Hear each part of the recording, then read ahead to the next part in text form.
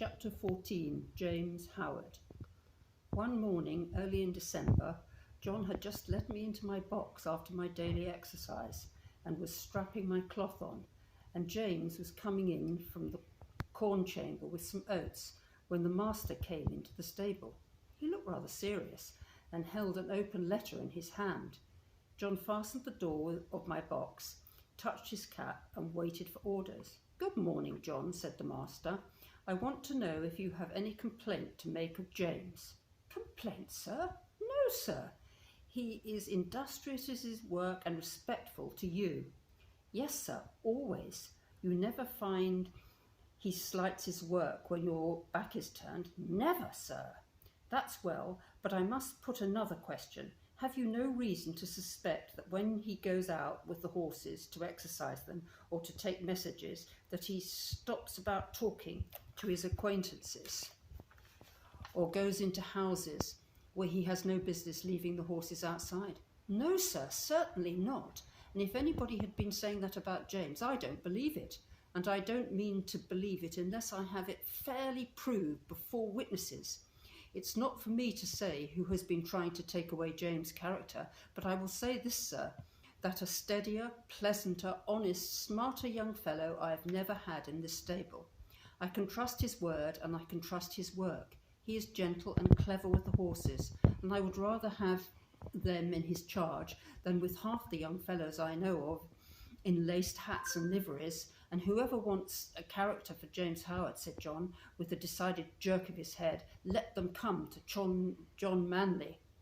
The master stood all this time grave and attentive, but as John finished his speech a broad smile spread over his face and he looked kindly across at James, who all this time had stood still at the door. He said, "James, my lad, set down the oats and come here. I'm very glad to find that John's opinion of your character agrees so exactly with my own.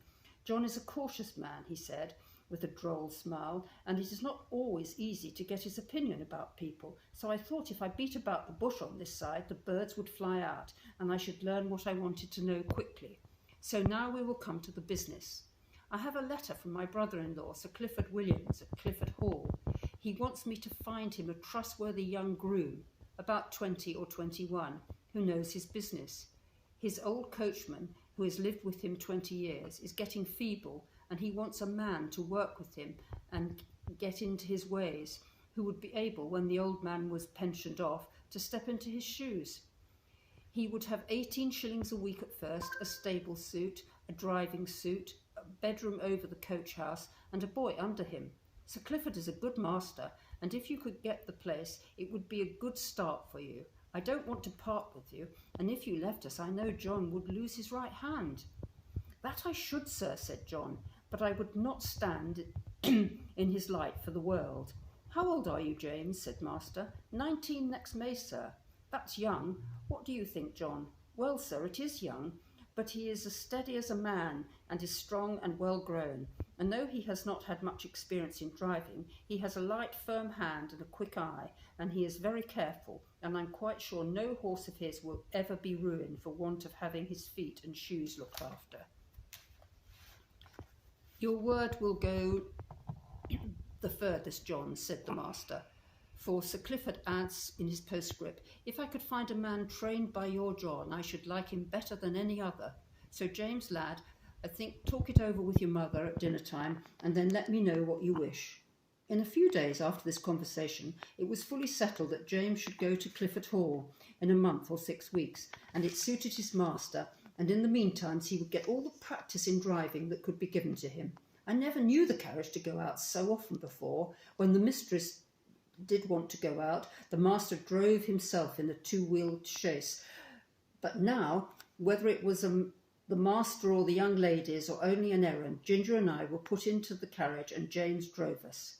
At first John rode with him on the box, telling him this and that, and after that James drove alone. Then it was wonderful what a number of places the master would go to in the city on a Saturday, and what queer streets were driven through.